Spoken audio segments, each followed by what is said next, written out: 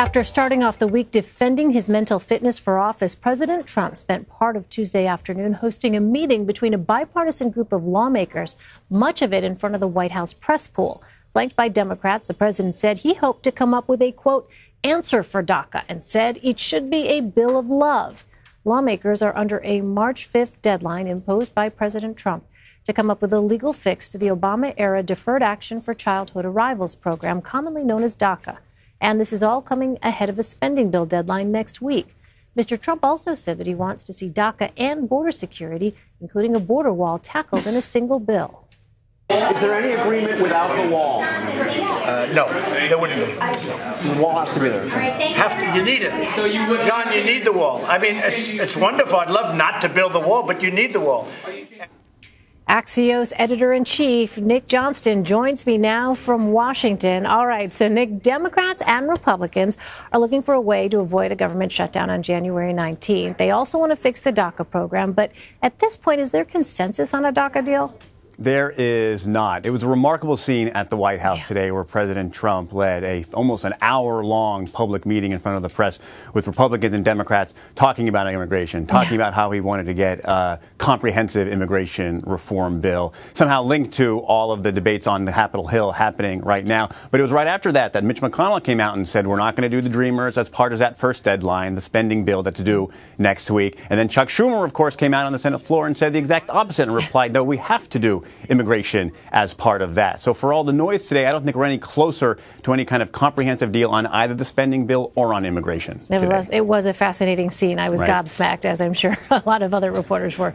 All right, President Trump restated in a tweet late Tuesday that, quote, the security of the wall must be part of any DACA approval. Republican Senator James Lankford, there's a tweet from President Trump, but Senator Lankford tweeted on Monday that there is no plan to build a wall along the entire border. And then at the press briefing Tuesday afternoon, Sarah Sanders said the president wants border security. So let's break down the terminology here. Do we know if there is a difference in President Trump's mind when it comes to those terms? This is a very important semantic game, which happens every single time we discuss immigration, about what does comprehensive immigration reform mean? What does border security mean? And remember, the President Trump is going to go out west, I think, later this week, and to visit some of those border wall prototypes. Where this deal will really come down is how can each side say they've gotten what they want? How can Democrats say there's been a solution to the DACA issue, and how can the White House say we have some border security? That doesn't necessarily mean a 40-foot wall stretching from the Gulf of Mexico to the Pacific, but portions of that wall possibly added, funded for more border security, possibly more security that isn't exactly a wall in other places, but enough where President Trump can say, look, I got what I promised to get, and Democrats can say, look, we got what we wanted as well. But that's, again, the issue. We don't know where those lines are being drawn yet. Well, do you think there's a possibility of seeing a government shutdown this week after this meeting?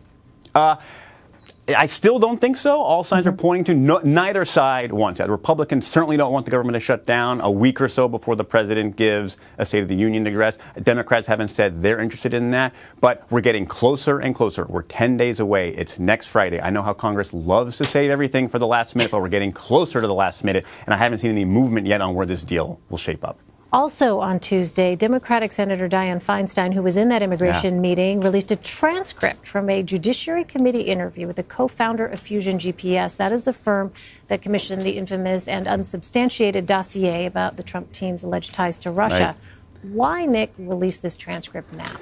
Senator Feinstein saying she wanted to clear up any confusion over this transcript. She did this over the objections of the Republicans who run the committee, who said they weren't going to do it. So she put 300 pages of it up on the internet, and we're still going through it. She said she wanted to make sure that there was no one who could say things were in it that weren't. There are some interesting not going to say them bombshells, but interesting statements made in the transcript about how someone had already been killed by the Russians because of the publication of the dossier, but we don't have any more details on that. And there's been a lot of other sort of smaller things about how the FBI was involved with it and how the Trump campaign or Trump official, people close to the Trump campaign were involved in it. But for people looking for this transcript to answer all of the questions about the dossier, we haven't gotten that yet at all. Another busy day in Washington. Nick Johnston from Axios. Thanks so much, Nick. Just a pleasure.